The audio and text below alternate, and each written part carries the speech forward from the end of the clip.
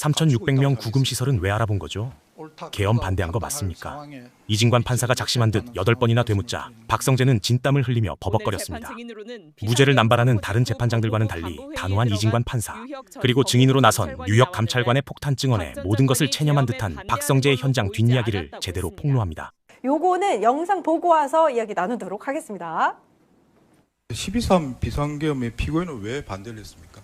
제가 그 당시에 법률적으로 하나하나 조항을 따져서 말씀을 드리지는 못했고, 그 상황이 계엄으로 해결할 수 있는 그런 전국에 대통령께서 우려하는 여러 가지 문제점들을 해결할 수 있는 상황은 아니라고 우선 말씀을 드려서 계엄을 하는 것은 옳지 않다는 생각으로 계속 말씀을 드렸습니다.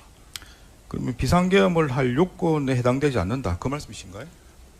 그 부분을 법률적으로 하나하나 따져서 말씀드리지 못한 부분은 그 당시에 말씀을 듣고 너무 당황해서 제가 그 하나하나를 따져서 말씀드리지 못한 부분은 대단히 아쉽고 유감스럽게 생각합니다. 근데 방금 답변하신 내용 중에 보면 비상계엄을 할 상황이 아니다, 이렇게 말씀하신 거잖아요. 그러니까 계엄을 하는 게 옳지 않다는 생각과 그걸 말려야 된다는 생각이 제일 앞서서 하시면 안 된다는 생각을 했었고, 제가 말씀드리는 부분은 조문에 조항이 어떻고 하는 부분을 하나하나 따져서 말씀드리지는 못했다는 말씀을 드립니다. 아, 이진관 부장판사 그냥 송곳 질문을 계속해서 박성재한테 하는데 약간 거짓말하고 있는 게 좀 느낌이 오지 않습니까? 거짓말하는 것 같아요. 비겁한 얘기를 하고 있는 거죠. 그러니까 예. 본인이 글쎄 좀 찜찜해서 반대를 해야 되지만 반대를 안 했다, 뭐 이런 식의 얘기를 하는데 반대를 해야 되지만 반대를 못했다라고 하는데, 사실은 저 얘기는 찜찜하지만 범행에 가담했다는 말이거든요. 실제 우리가 볼 때는 그렇습니다.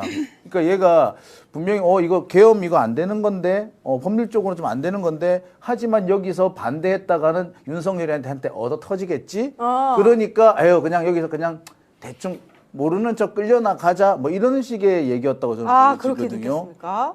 그러니까 사실상 이거는 소극적인 가담이거나 아니면은 이 사람은 부작위범에 해당이 되는 거죠. 법무부 장관은 대통령이 불법을 저지르려고 하면은 저지해야 될 법적인 의무가 있는 사람입니다. 그런데 그 의무를 이행하지 않았기 때문에 이 사람은 부작위죄, 적어도 부작위죄는 저지르게 된 거죠. 근데 그 사후에 한 행위들을 보면은 부작위범도 아니라 이 사람은 적극 가담범이 되는 거죠. 예. 강지호 기자가 저기 재판장 현장에 있었습니다. 그러면 저 기사가 나오자마자 저는 강지호 기자 바로 인터뷰. 강지호 기자. 강지호 2분 뉴스 기자. 예. 오늘 출연이 아니기 때문에 이제 제가 따로 인터뷰를 했었는데, 이진관 부장판사가 계엄에 관련돼서 반대했느냐, 뭐 반대 주장한 것이 맞냐라는 이런 계속 질문, 뭐 요건에 맞느냐 이런 질문을 8번을 합니다. 8번. 질문 간단하게 말씀드리면, 주장에 반대한 거 맞냐? 첫 번째. 두 번째, 왜 반대했느냐? 세 번째, 그러면 그 요건에 해당되지 않는다는 얘기냐? 이런 얘기인 거죠. 그리고 비상계엄 할 상황이 아니라는 얘기냐? 그때는 당시 그랬는데 지금도 그렇게 생각하느냐? 뭐 이런저런 그 비상계엄 관련돼서만 8번을 질문합니다. 근데 재판장에서 재판관이 이거를 질문 하나를 꼬리에 꼬리를 물어서 8번을 질문하는 경우는 굉장히 이례적인 겁니다. 이례적이죠. 매우 이례적인 거죠. 강지호 기자가 지금까지 들어갔을 때 이런 경우를 한 번도 본 적이 없다라고 합니다. 그런데 답변은 다 동일합니다. 답변은 동일하게 아까 그 얘기 들었죠. 요건의 그 조항을 하나하나 따져서 내가 반대하지 못했다. 그렇지만 나는 반대했다. 그렇지만 내가 조항을 하나하나 따져서 강력하게 주장하지 못해서 송구하다. 뭐 이렇게 얘기를 하고 있는 거예요.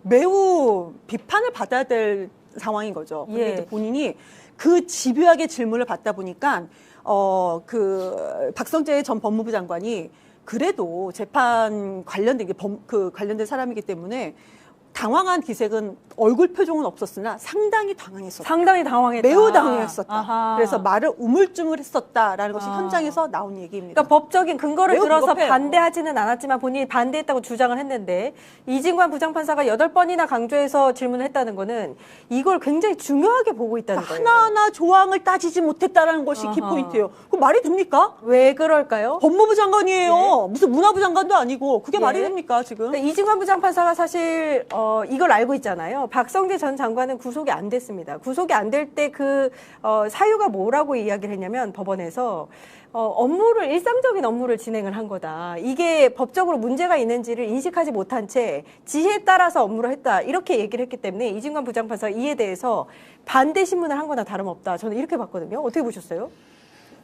제가 봤을 때는 이진관 부장판사의 그 의도는 당신이 대한민국 법률을 총괄하는 법무행정을 총괄하는 행정의 최고봉인데 아니 계엄이라는 엄청난 강제력 있는 공권력이 동원되는 사건에 대해서 이것이 법요건에 맞는지 틀리는지 해석을 못했냐? 그리고 해석을 했으면 대통령이 불법 계엄, 내란을 저질렀다는 것을 본인이 인지했을 텐데 왜 국무위원으로서 막지 않았냐? 이것을 저는 물어본 것 같고 그러니까 박성재 법무부 장관은 애매하게 지금 얘기하는 거예요. 애매하게 얘기하고 있네. 불법은 맞는데 제가 뭐 말리긴 했다. 그런데 적극적으로 막지는 못했던 것 같다. 아주 애매모호하게 지금 답변하고 있는 게 아닌가 싶고요. 저는 이 박성재 법무부 장관의 저 법정에서 말하는 태도를 보면서 불과 1, 2년 전에 국회 와가지고 소리 지르고 국회의원들한테 정말 대들고 오만 방지하게 굴었던 사람이 이진관 판사가 한덕수 전 총리에게 23년형 판결하니까 그다음부터 싹 바뀌었다. 이 사람들, 이 내란 잔당들의 버르장머리는 무조건 그냥 20년형 이상의 판결이다. 이런 생각이 좀 들었고 일반인들도 그날 아무런 정보가 없어도 윤석열이 계엄 선포를 했을 때 전부 다 국회 가서 계엄군으로부터 우리 국회의원들 지켰습니다. 예. 일반인들도 이게 불법 계엄이고 우리 민주주의를 파괴하는 걸 알았는데 고위공직자, 법무행정을 총괄하는 법무부 장관이 그걸 못 말렸다는 게 말이 됩니까? 사표라도 던지고 나는 못하겠다 옷이라도 벗고 나와야 되는 거 아닙니까? 자, 여기 이진관 판사가 예. 박성재한테 여러 차례 무슨 박성재 계속 말을 빠져나가잖아요. 이렇게. 아이고 뭐 그 당시에 그럴 경황이 없었다. 계속 경황이 없었다. 이렇게 얘기하니까 판사가 다시 물어요. 그래 경황이 없었다는 말인 것 같은데 그래서 지금 생각할 때 이게 12.3 계엄이 요건을 갖췄다 생각하느냐 그럴 만한 근거가 있었다고 생각하느냐라고 또 묻습니다. 이것도 보니까 한 3번 정도 계속 묻는 것 같아요. 법률적인 요건을 갖추고 있었다. 그걸 알지 못했다는 거냐. 그럼 법률적인 요건을 갖췄는지 안 갖췄는지 몰랐다는 얘기냐. 그렇다면 지금은 어떻게 생각하느냐. 계속 그런데 이 부분에 대해서 직답을 안 합니다. 비상계엄의 요건을 갖췄느냐. 답을 못 해놓은 거예요. 그러니까 이어서 말씀드리면은 이진관 이제 부장판사가 법적인 문제 때문에 계엄을 반대한 거냐, 아니면 정치적 사망 때문에 반대한 거냐, 넌 어떤 입장이냐 질문을 해요. 어떤 입장 얘기를 해야 되잖아. 예. 똑같습니다. 법률적 요건, 조건, 조항을 말을 못했다. 이게 똑같은 답변인 거고요. 또 말을 또 합니다. 정치적으로, 그러니까 법적으로 문제가 없었지만 정치적으로는 계엄을 할 수밖에 없는 상황이었냐, 아니면 법적으로 문제가 있는 거냐 다시 한번 묻습니다. 예. 근데 뭐라고 하냐면 나는 법률적으로 또 문제 그 조목조목 내가 조항을 말 못했다라는 얘기를 또 하면서 하시면 안 된다고 했다. 나머지는 저는 몰라요. 법무부 장관이 하는 얘기가 예. 계엄이었습니다. 내란을 일으켰던 거예요. 그런데 법무부 장관이 하시면 안 된다는 얘기는 제가 했어요. 그렇지만 나머지 내용을 제가 잘 알지 못합니다. 예. 아주 있을 수 있는- 미꾸라지처럼 지금 있을 수 있는 그러니까요. 미꾸라지고 뭐고 이건 진짜 어떻게 이런 사람이 법무부 장관을 할 수 있습니까? 윤석열 정권이었기 때문에 가능하다. 이 사람도요. 아까 우리 김지호 대변인께서 하신 것처럼 이 사람도 한 20년 이상 때려야 돼요. 그래야지 예. 정신 차립니다. 그래야 기억이 날 것 같고 예. 과거에 윤석열 내란 수괴가 재판정에서 증언했죠. 내가 말이야 계엄을 저질렀을 때 어느 국무위원 하나 말리는 사람이 없었다. 좀 이렇게 잘 이야기해주고 말렸으면 내가 이렇게 불법 계엄을 안 저질렀을 텐데. 그러니까 벌써 내란 수괴 다 나왔네. 얘기했어. 뭐 도둑질도 콩짝이 맞아야 하는데 이미 내란 수괴가 다 토설을 했고 제일 중요한 건 그런 것 같아요. 이 박성재 법무부 장관이 우리 대한민국의 일국의 법무행정을 어떤 관할하고 지휘하는 그러한 리더가 아니라 집사 법무부 장관. 김건희 집사 법무부 장관이었어요. 까라면 까고 가라면 가고 오래 먹고 먹으려면 먹고 뱉으려면 뱉는 거기에 가스라이팅에서 노예 생활을 하다 보니까 저는 그럼 시키면 시키는 대로 하지 않았을까. 근데 시키면 시키는 대로 했는데 이거 내란자한당으로 20년형 받을 것 같으니까 이제야서 허둥대고 있는 게 아닌가. 그래도 박성재 법무장관 그 얘기 했잖아요. 김건희 씨한테 자기가 답변한 건 없어. 문자를 일반적으로 김건희 씨가 보낸 거지. 예. 나는 거기에 답변하지 않았다. 뭐 그런 변명을 했습니다. 참 비겁하죠. 이게- 모양 빠집니다. 이게 이제 법률적으로 보면은 이게 있으니까 그 범죄가 성립을 하려면은 행위가 있어야 돼요. 두 번째는 그것이 불법이라고 하는 법률이 있어야 돼요. 예. 세 번째는 고의가 있어야 됩니다. 고의가. 법을 어기겠다라는 일정한 행동을 의도적으로 그 행동을 했다라는 그러니까 실수를 할 수도 있고 무의식적으로 할 수도 있잖아요. 근데 무의식이 아니라 의도적 고의적으로 했다. 이런 행위가 있어야 이런 거 있어야 되는데 지금 박성재 장관이 하는 얘기는 바보 코스프레예요. 그렇지. 나는 고의가 없었다라고 주장하는 겁니다. 그래서 예. 나는 무죄라고 주장하는 거죠. 이게 단순히 없었다라고 주장하냐 이게 이제 법률적인 어떤 근거를 어떤 그 기술을 가지고 지식을 가지고 10분 악용을 하고 있는 거죠. 근데 여기서 중요하게 짚고 넘어가야 될 것이 있습니다. 고의는 구체적으로 드러나야 돼요. 외부적으로 드러나야 되지 고의를 인정하지 드러나지 않을 때는 고의를 인정 안 합니다. 다만 고의를 추정하는 경우가 있어요. 너 고의 있는 거나 다름없어. 그게 먼저 보통 우리가 부작위라 그러기도 하고 뭐 비필적 고의 이렇게 얘기도 하긴 하는데 이게 뭐냐면 의무가 있는 경우예요. 그 사람이 의무가 있는 경우. 그러니까 법률적으로 이 사람은 뭔가 해야 될 의무가 있는 경우. 예. 그다음에 도덕적으로 그렇게 해야 될 의무가 있는 경우. 이런 경우에는 고의를 추정을 합니다. 그게 이제 부작위 범위 될 수도 있고 어떤 경우에는 미필적 고의가 될 수도 있는데 미필적 고의는 내가 알긴 알았는데 그래도 크게 잘못되게 하겠어? 라는 게 미필적 고의거든요. 그러니까 미필적 고의와 부작위가 좀 애매합니다. 아무튼 요렇게 추정을 하는 방법이 있는데 한덕수의 경우는 이 부분이 인정된 거예요. 그러니까 지금 이진관 판사가 자꾸 이 부분을 추궁을 하는 겁니다. 너 좋은데 너 의무가 있잖아. 법무부 장관으로서 대통령의 불법을 막아야 될 의무가 있잖아. 근데 왜 의무를 이행 안 했니? 이 얘기를 자꾸 묻고 있는 거죠. 거기에 대해서 이제 박 전 장관은 법률적으로 하나하나 그 조항을 따져서 얘기하지는 않았지만 반대했다. 이렇게 주장하고 있고요. 그 국무회의 CCTV 얘기를 박성재가 합니다. 제가 기억하지 못한 여러 행동으로 반대하는 행위를 했다라고 이야기를 하는데 지금까지 우리가 알기로는 사실 제일 먼저 도착한 사람 중에 하나가 박성재였고 대통령이랑 같이 어떤 집무실 안으로 들어가서 거기에서 반대했는데 CCTV에서는 반대하는 모습이 없잖아요. 그러니까. 예? 아니 그러니까 상식적으로 이런 난리가 난 거 아닙니까? 예. 거의 전쟁에 준하는 사태가 발생했으면 아무리 몰랐다고 하더라도 본인이 이게 평시에 이런 계엄을 저질렀으면 이것이 불법이라는 것을 누구나 다 알 수 있었는데 본인만 법무부 장관만 몰랐다는 거잖아요. 그 말이 됩니까?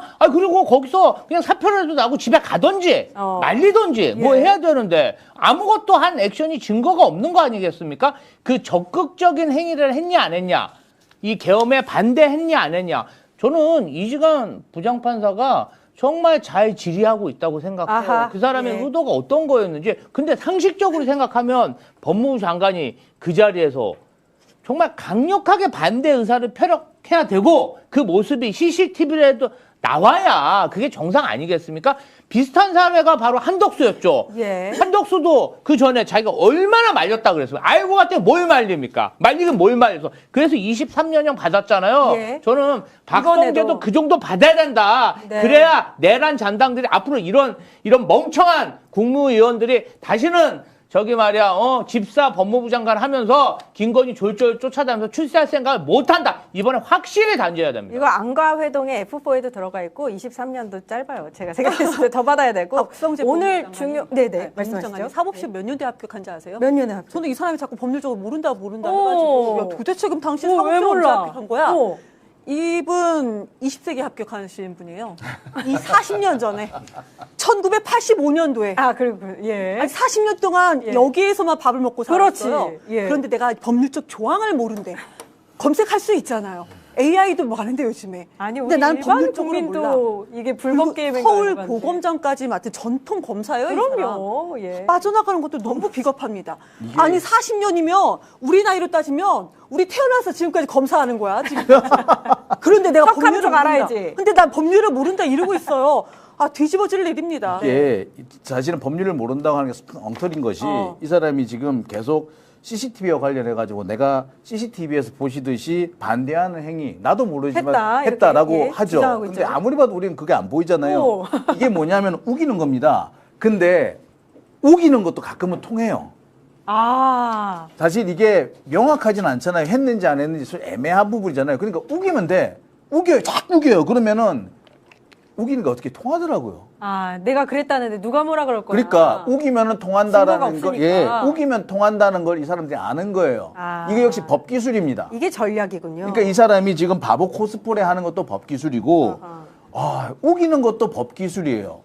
그리고 지금까지 모른다 부인했던 것도 다 법 기술인 겁니다. 그래야지 빠져나가는 거예요. 빠져나갈 수 있는 모든 법 기술을 다 동원하고 있는데 재밌는 거 그거 한덕수도 똑같이 했고요. 지금 이상민도 똑같이 하고 있어요. 자, 여러분 오늘 재판에서 중요한 장면이 하나가 있었어요. 당시에 계엄 직후에 법무부에서 그 간부급 회의가 열립니다. 실국자급 회의가 열렸는데 여기에서 바로 사표를 내고 나왔던 류혁 전 법무부 감찰관이 오늘 증인으로 나왔거든요. 요거는 영상 보고 와서 이야기 나누겠습니다. 처음에 들어갔을 때 상황을 다시 한번 말씀드리면 제가 반대쪽에 가가지고 자리를 양보해 주는 걸 보고 바로 그 자리에서 제가 사실 피고인이 하고 있는 얘기를 끊었습니다. 장관님 이게 계엄 관련 회의입니까? 그랬더니 저 피고인이 했던 얘기가 네 그래요. 제가 흉내도 그대로 낼 수 있습니다. 죄송합니다만 네 그래요. 그래 저도 할 말이 있죠. 저는 뭐 준비를 하고 갔으니까. 장관님 저는 이게 만약에 계엄 관련 회의라 그러면 저는 이거 참석할 생각 전혀 없고요. 그리고 명령이나 일체 지시 같은 거 내려와도 따를 생각 없습니다. 그러니까 저 오늘 그만두겠습니다. 나가서 사표 쓰겠습니다. 그렇게 하세요. 보통은 박성재 전 장관이 계엄에 지금 반대하는 입장이었으면 네. 본인과 함께 일했던 실국장급이 지금 사표 내겠다고 얘기하면 아 잠시만 우리 이거 논의를 하고 이걸 막을 수 있는 방법을 논의라도 해보자 이렇게 얘기하지 그렇죠. 않았을까요? 그게 맞는 거죠. 본인도 바로 그러면은 받았잖아. 국무회의 할 때 뉴욕 법무부관처럼 그렇게 했어야죠. 또 본인 다 따르고 와가지고 아니 밑에 근데 사실 좀 그런 것 같아요. 저 뉴욕시가 만약에 그때 수능했다면 아마도 박성재 법무부 장관의 계엄 관련 반역 행위가 정말 더 많이 진행이 돼서 뭐 낱낱이 단죄를 받았을 텐데 아마도 뉴욕 법무관이 저런 모습을 보이니까 그때 좀 멈칫한 것 같아요. 멈칫했을 것 같아요. 제가 봐도 그런 것 같아요. 그러니까 저런 사람들이 직급이 낮아도 저렇게 죽기를 각오하고 덤비면 위 사람들이 아 이게 정말 잘못된 일이구나 인지를 할 수 있잖아요. 네. 그럼 윤석열한테 인지를 시켜 윤석열에서 한탄하는 거 아닙니까? 국무위원 중에 한 사람이라도 이거 잘못하면 저희 다 붙들려 갑니다. 한 사람이라도 얘기를 해줬으면 내가 다시 생각했을 때 지금 생각해보면 참 잘못했다 이런 얘기 하는 거 아니겠습니까? 예. 지금 사실은 박성재 법무부 장관이 구속 안 된 것도 뉴욕 법무관 때문이에요. 저는 그렇게 봅니다. 그렇게 보세요. 왜요? 아니 그때 만약에 가만히 있었으면 이상한 짓을 했을 거 아닙니까? 이상민이나 윤석열처럼. 근데 그때 뉴욕 법무관이 저렇게 제동을 거니까 더 이상 나가지 못한 거죠. 그러니까 류혁 감찰관이 나가고 나서는 간부회의가 그대로 진행이 되기는 했어요. 근데 이제 류혁 감찰관님 이야기로는 박성재 전 장관의 방금 영상에서 보신 네 그래요 이런 말투 있잖아요. 그날 처음 봤다고 해요. 그렇게 화내는 모습, 당황한 모습은. 그러니까 본인도 예. 한쪽 편에서는 이게 범죄가 된다. 심지어 이것이 내란에 해당된다는 걸 알고 있는 알고 거죠. 있는 거예요. 알고 있으면서 그러니까 모두 다 이 범죄에 그냥 자기처럼 찜찜하지만 다 동참해 주기를 바랬는데 뉴욕제가 갑자기 어깃장을 놓네. 이런 나는 뭐 하고 싶은 한 줄 알아? 이런 식의 반응인 겁니다. 전 방금 뉴욕 그 감찰관이 하는 말씀 보면서 음성 지원되는 듯한 느낌마저도 들었어요. 예. 왜냐하면 박성재 저분이 가끔 국회에 나와서 저런 식으로 불었어요. 이렇게 마치 태도도 그래요. 지금 법정에서는 안 그렇습니다만 이분이 국회에 나와가지고 턱을 약간 들이밀어요. 그러면서 왜요? 저런 말입니까? 이런 식의 태도였거든요. 아마 그와 비슷한 태도를 보이지 않았을까. 근데 한편으로 가만 생각해 보면 그날 법무부 고위 간부들 중에 뉴욕 감찰관 같은 사람이 한 명밖에 없었어. 없었다는 겁니다. 아니 전체를 통틀어서 한 명밖에 없었어. 그러니까 여기서 보면은 검사들이 뭐 법률가이기 때문에 뭐 경찰보다 낫고 뭐 그래서 경찰을 통제해야 되고라고 하는 지금 검찰 개혁과 관련된 숱한 논리가 얼마나 허무맹랑한 얘기인지 허구인지 여기서 그대로 드러난다. 볼 수 있겠습니다. 박성재 법무부 장관이 예. 개엄 당시에 한덕수 국무총리나 이상민 전 행안부 장관처럼 뭔가 실행할 수 있는 역할은 아니었던 것 같아요. 거기에 국무위원으로 참여하는 정도. 그런데 지금 우리 계엄이 국민들의 저항에 의해서 저지가 된 거잖아요. 만약에 박성재 법무부 전 장관이 만약에 계엄에 성공했다면 그 이후에 그럼 계엄에 저항했던 내란에 저항했던 국민들의 재판의 모든 역할을 할 겁니다. 근데 이 사람이 내란에서 본인이 소극적인 역할을 한 것이 아니고 내란 당시까지는 본인의 역할이 크지 않았다. 그때까지는 찬성하는 쪽으로 겉으로 말렸다고 말은 하고 있지만 말은 본인의 주장인 거죠. 찬성하고 이후에 많은 사람들이 저항한 많은 국민들, 국회의원들 얼마나 뭐 방송 관계자들 관련돼서 전부 다 재판이 이루어지지 않겠어요. 그때 당시에. 예. 그때 큰 역할을 하려고 준비하고 있었다고 생각합니다. 그렇기 때문에 저는 20년 이상 때려야 된다. 선고 내려야 된다. 그렇게 말씀을 계속 드리는 겁니다. 저는 조금 결을 달리하는데 박성재 전 장관은 중요한 역할을 맡았어요. 계엄에서. 그러니까 출국금지 팀도 마련을 했었고 법무부 쪽에서 그 주요 인력들을 이 계엄에 준비하고 있는 쪽으로 인력들을 보내는 것도 준비를 했었고. 아니 그러니까요. 예. 제가 말씀드린 거는 수용 구체적으로 여력도. 되게 맞아 그런 예. 거 포함해서요. 그러니까 일부에서는 그래요. 그렇게 구체적으로 행동한 것들이 크지 않다라는 주장을 일부 하는 사람도 있습니다. 그래서 제가 말씀드린 거는 그 이후에 훨씬 더 큰 역할을 맞아요. 하려고 했던 사람이다. 예. 말씀을 드리는 겁니다. 그걸 노리고 옆에서 적극적으로 반대하지도 못하고 그냥 하게끔 놔뒀을 수도 있는 거죠. 그렇습니다. 예. 계엄이 합법이면 합법인 대로 또 불법인 더구나 그 대책을 위해서 뭔가 회의를 해야 되는 거 당연한 것 같은데 그 회의하는 자체가 문제라는 게 좀 잘 이해가 안 돼서 그게 왜 문제죠? 저도 뭐 그렇게 생각할 수 있습니다. 시골에서도 다 회의를 하고 그렇게 생각할 수 있습니다. 근데 제가 생각하고 느낀 건 뭔가 하면은 기본적으로 그 계엄 회의 자체, 그 선포하는 모습 자체에 동의할 수가 없는데, 그리고 그 모습이 너무나도 불쾌하고 그런데 제가 계속 공직자로서 그 자리에 앉아가지고 업무일지 앉아가지고 계엄 회의 뭐 어떻게 보면 실국장이 구성원으로서 뭐 무슨 일이 있는지 그걸 받아 적고 그 이후에 후속 조치에 따라서 계엄 상황에서 제가 계속 공직 생활하고 그럴 이유가 전혀 없다고 생각했습니다. 그리고 말씀드린 것처럼 아까 말씀하신 것처럼 제가 얼마 안 남았어요, 임기가.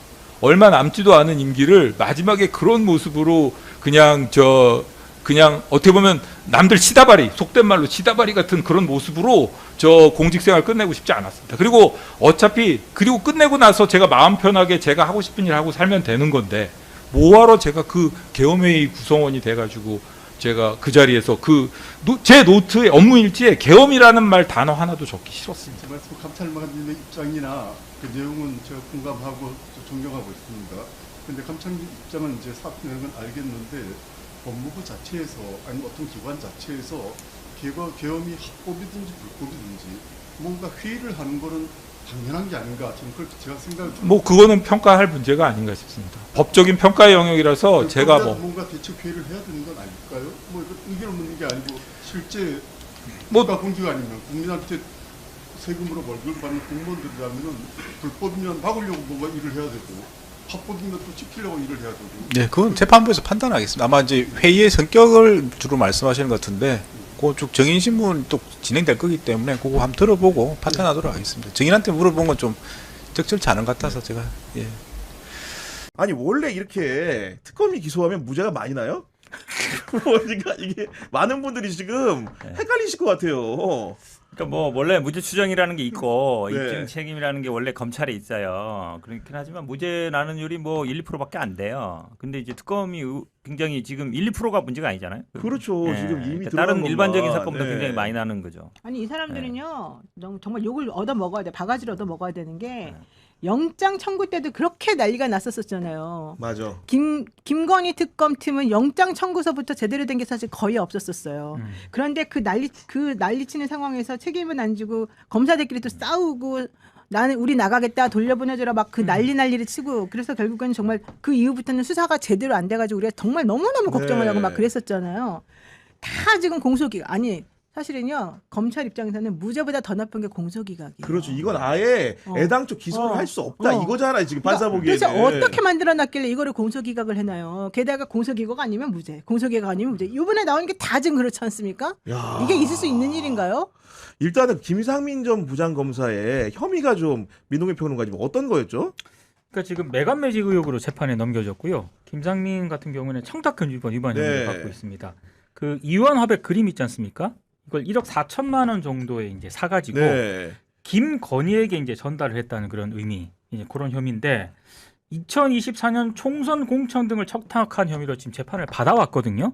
근데 지금 오늘 판결 내린 거 보면은 일단은 특검 쪽에서 김상민이 자기가 돈을 들여가지고 이완 화백 그림을 사가지고 그걸 김건희한테 직접 전달했다는 그런 거를 특검팀이 혐의를 입증하는데 실패했다. 그래서 무죄. 참, 그러니까 쉽게 얘기하면은 산 것도 입증을 못했고 김상민이가 전달한 것도 김건희한테 전달한 것도 입증을 못했다는 못했다.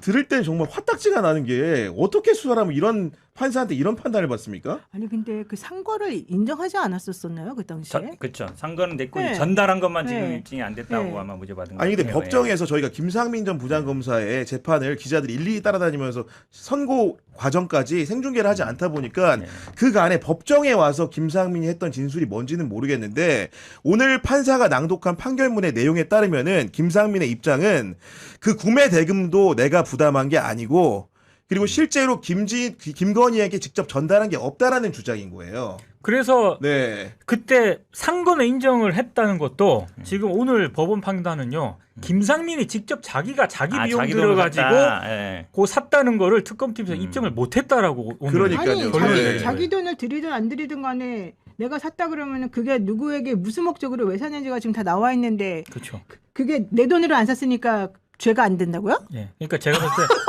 특검 수사도 문제고 재판부터 더 문제고. 그러면 돈 없는 사람들은 다 내 돈으로 안 사서 내가 이 사람 돈 빌려가지고 샀네. 이러면 다 무죄라는 거 아니에요 지금? 얘기가? 아니, 그러니까 우리가 보기에도 이걸 구매한 시점이 2023년이고 이듬해 총선이 치러졌고 이 과정에서 김건희가 김상민을 위해서 보여준 행위들에 대해서 우리가 정황을 다 알고 있잖아요. 그다음에 이제 공천을 못 받은 다음에 국정원장 법률특보라는 유력한 자리에 가다 보니까 김상민 혼자 실력으로 갔겠느냐 이게 의문인 거고 그 과정에서 이런 금품이 있었을 것이라는 혐의와 첩보를 기반으로 해서 수사를 해서 기소를 한 건데 기본적으로 물건이 가지 않았다 이런 실존적인 문제 가지고 무죄를 한 겁니다 지금. 아니 이렇게 되면 매간매직 다 무죄예요. 이제 김건희는 완전 살판 났어요 지금. 나 부활한다 그러더니 진짜 부활할 것 같아.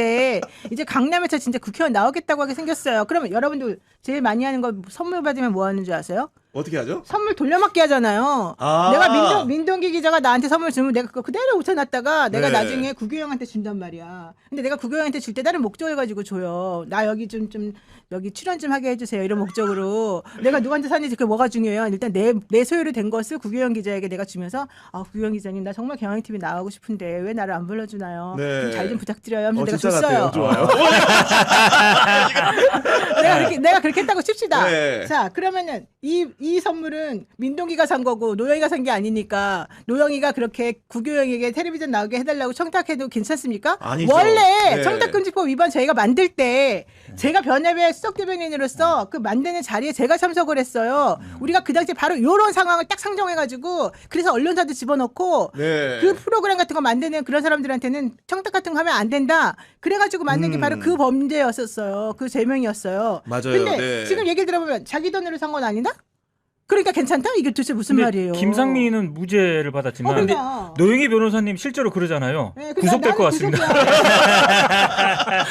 아니 그 다음에 이게 네. 핵심이 그러니까 무슨 결국은 논리인지 보니까 모르겠어요. 그게 김건희 오빠가 운영하는 건설회사 사무실에서 그림이 발견됐거든요. 그렇습니다. 그렇죠? 네. 그러니까 이게 결국은 김건희 오빠한테 전달된 거지 김건희한테 전달된 게 아니라는 논리잖아요. 그렇죠. 네. 근데 김건희 오빠한테 왜 주냐고 그림을. 그러니까 지금 그게 너무 형식 놀린 거지 이게 한마디로. 오늘 판사가 이제 상정한 건 이거예요. 기본적으로 김건희한테 간 게 중요한 거다. 그렇지. 범죄 증명이 되기 위해서는 그렇지. 그걸 입증을 해야 되는 상황인데 네. 상황적 맥락은 김진우의 사무실에서 나온 거는 기본적으로 이제 세 가지 가정을 해볼 수가 있다. 하나는 김진우한테 전달을 했는데 김진우가 그 잡힐 때까지 계속 가지고 있었을 가능성 하나.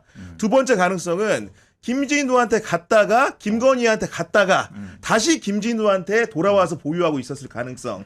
세 번째는 불상의 경로로 김건희한테 갔다가 김진우한테 온 경우인 건데 기본적으로 김건희한테 들렀다 왔다라거나 김건희한테 갔다 왔다는 사실을 특검이 어느 증거로도 증명을 못했기 때문에 피고인의 이익이 귀속되는 방식으로 판단했다라는 게 판사의 설명입니다, 지금. 아니, 그러니까 그게 이해가 네. 되냐고요, 그게. 그것이 말이 되는 소리냐고요, 현실적으로. 예컨대 제가 김건희하고 김진우라는 사람이 남남이고 네. 얼굴 한번 본 적이 없는 사람이라 그러면 제가 그 말을 막 믿겠어요. 근데 김진우하고 김건희는 경제적 이해 공동체인데다가 모든 종류의 상황을 다 같이 한 사람 아니에요? 사업들에 대해서도 예를 그럼요. 들면 네. 그 둘이 형제간이잖아요. 친남매간 아니에요?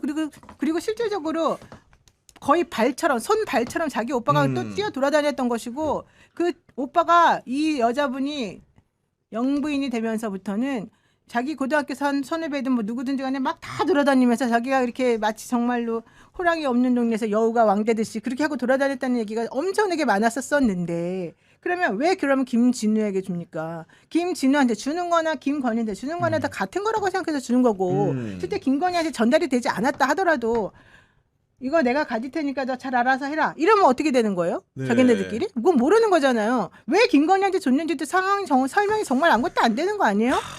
아이고 오빠한테 줄 이유가 없지 왜 줘? 오빠가 김건희 오빠한테 주는 거지.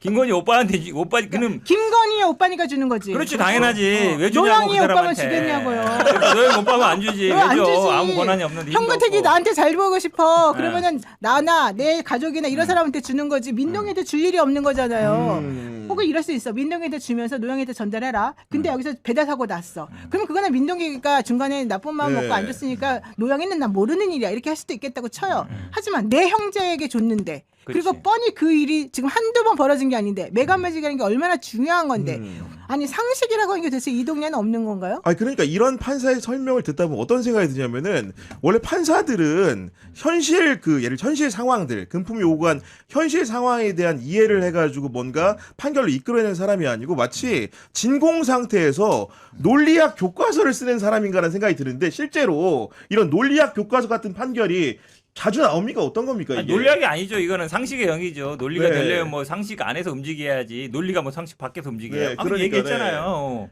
오빠니까 좋지 뭐 그냥 주겠냐고 왜 주냐고 그림을. 야, 정말로 김혜성도 비슷해요. 예. 김혜성도 비슷한 논증이다. 네. 네, 예를 들면 이를테면 김혜성이 IMS 모빌리티 설립을 하지 않습니까? 근데 이 IMS 모빌리티 김혜성이 누구라고 지금 뭐 카카오 모빌리티라든가 HS 효성 이런 대기업들이 184억을 왜 투자를 합니까? 그러니까. 아니, 다 그렇죠. 김혜성 네. 뒤에 있는 김건희를 보고 투자해. 그래가지고 특검이 지금 재판에 넘긴 건데 이것도 지금 김건희와의 관련성이 구체적으로 입증되기 어렵다. 무죄. 아니 그리고 기본적으로 이제 그 당시에 공소기각 아니에요 오늘? 김재동 관련한 거는? 일부는 그거는 무죄. 이제 네. 횡령한 거 있잖아요. 김혜성이 횡령한 것 중에 일부는 무죄. 네. 나머지 횡령한 금액은 공소기각. 이건 특검 수사 대상도 안 돼. 이렇게 판단을 했더라고요. 그러니까 다시 이제 김상민의 문제로 넘어와 보면은 그 이후한 화백의 그림을 구매했을 때 돈의 원천이 무엇인가 이걸 뭐 특검이 아마 수사해서 내놨을 거잖아요.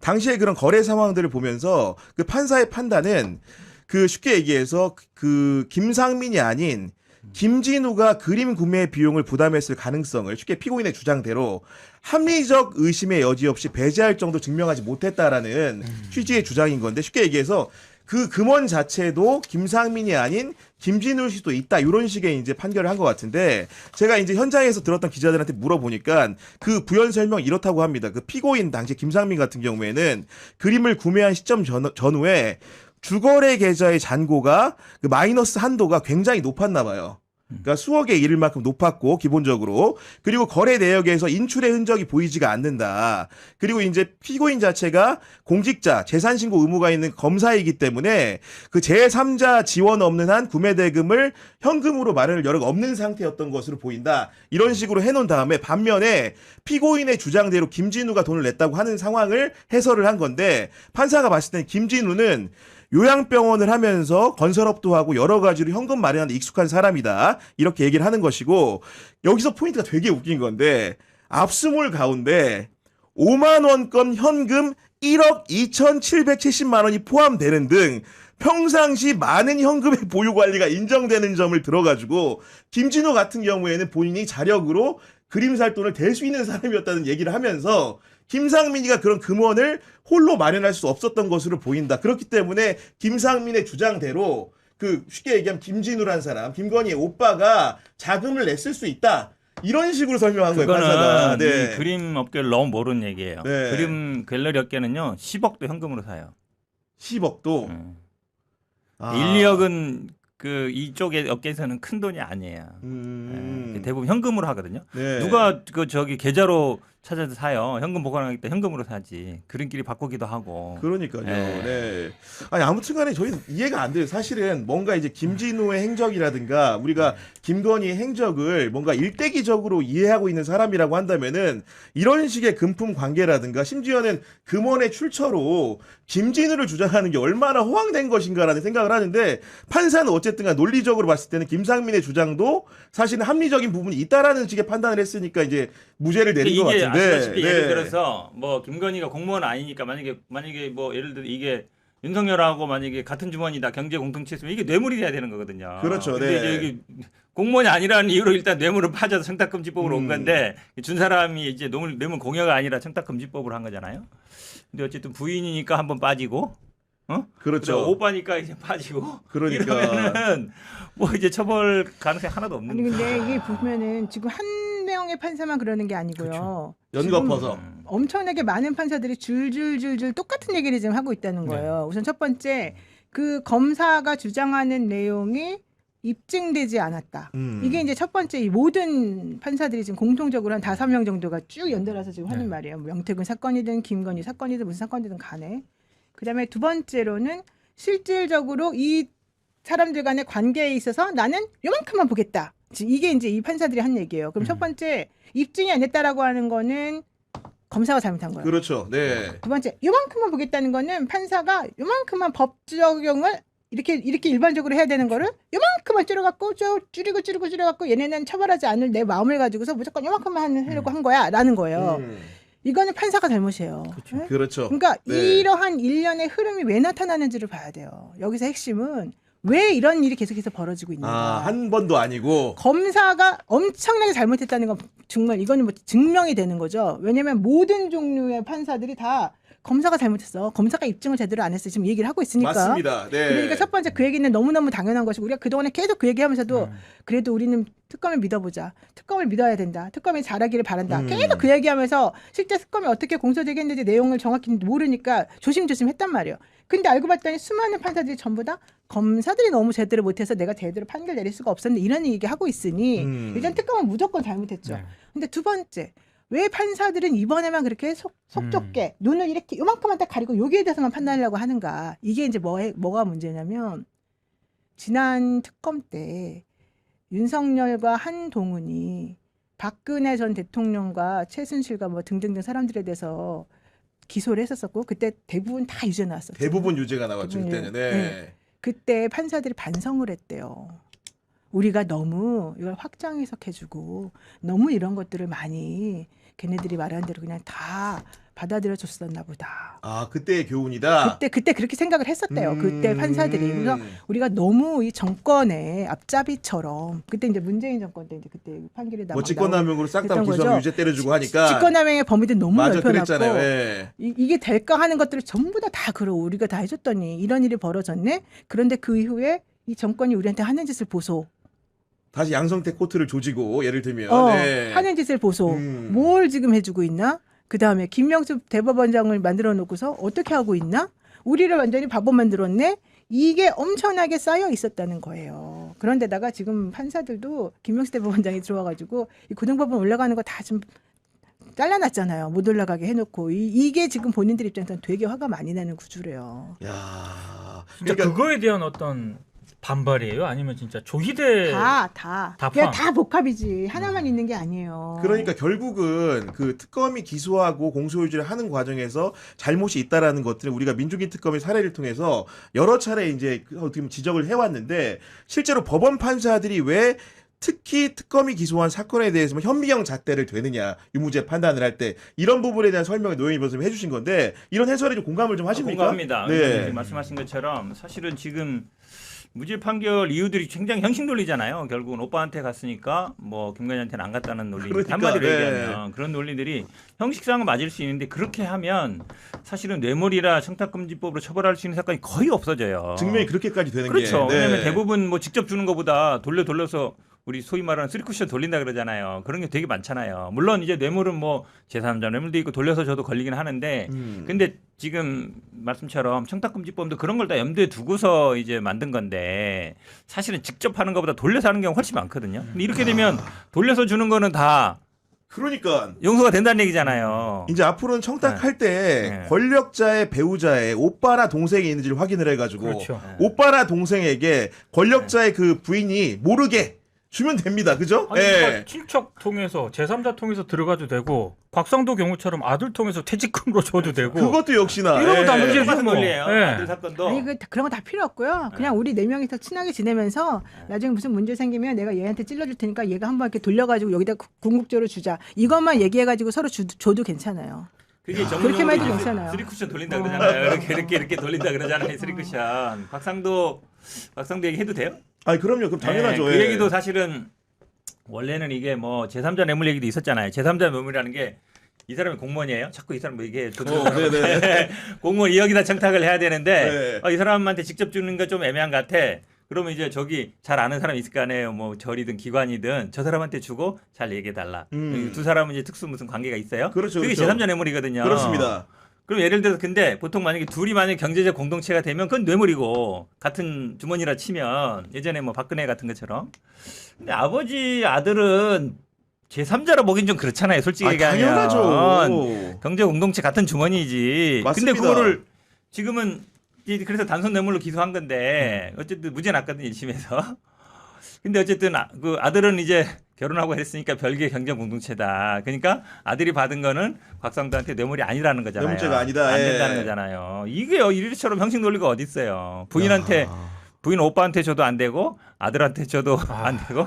아니 더군다나 저희가 잠깐 서두에 얘기했지만은 청탁의 결과물이라는 게 없으면 모르겠습니다. 결과물이 다 존재하지 않습니까? 지금 이 상황에서?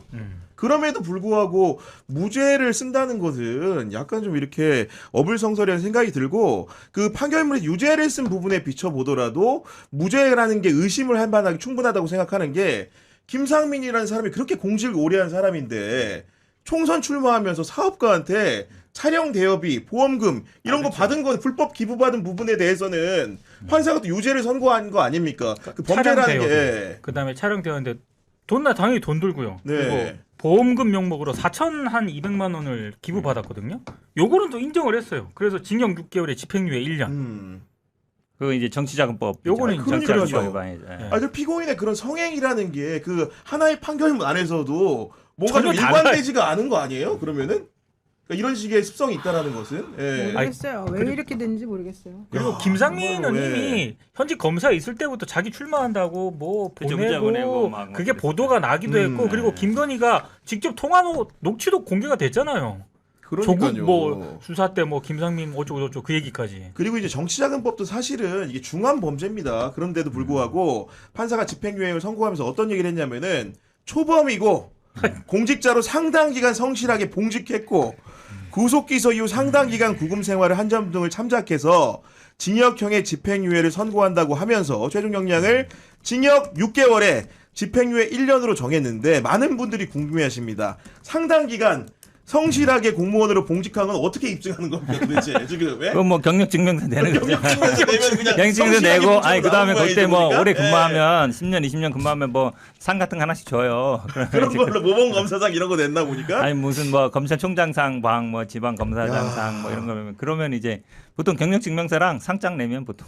아니 근데 법률가면 특히나 법률가가 이런 공직을 오래 한 사람이고 법을 알만한 사람이 불법을 저질렀으면 오히려 가중사유가 맞아요. 돼야 되는 거 아닙니까 변호사님? 당연히 그렇게 해야 되죠. 네. 그리고 옛날에는 그 판결할 때 양형사유로 더 엄격하게 해줬어요. 네가 그 자리에 있고 네가 정확하게 상황을 더 정확히 알고 있는 사람으로서 너는 더 엄하게 다스려야 된다. 이게 원래 우리 판결문에 맨날 나오는 얘기였어요. 맞아요. 네. 근데 요즘에는 그런 자리에 있는 박성재도 법이 맞는지 안 맞는지 모르는 게 당연하다는지 그때 영장 기각해주면서 그런 얘기를 해주고 진짜 그런 일을 막 업으로 삼고 밥을 먹으면서 살았던 네. 사람들한테도 야 네가 그렇게 헷갈릴만 하다 너 잘했다 이런 얘기를 해주니까 도대체 무슨 상황인지 모르겠다. 이게 무죄가 받으면 이 그림이 어디로 갈까요? 꼭 갖고 있던 사람 아 다시 이제 오빠한테 가는 오빠가 겁니다. 이제 김건희 합법적으로 오빠한테. 그림을 이제 소유할 수 있는 권한이 생기는 거예요 이제 합법적으로. 그냥 검찰에서 법원에서 인정해 준 거잖아요. 이거 네 거야. 그리고